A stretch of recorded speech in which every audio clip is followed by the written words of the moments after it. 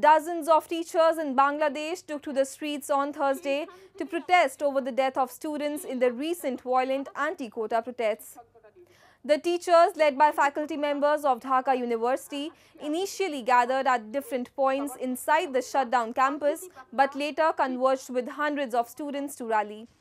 A squad of paramilitary police forces were on standby as university professors took turns to speak at the rally.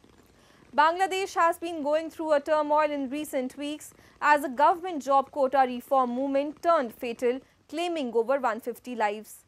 The unrest is the biggest test facing Prime Minister Sheikh Hasina since she won a fourth term in January elections, which were also marred by deadly protests and were boycotted by the main opposition BNP.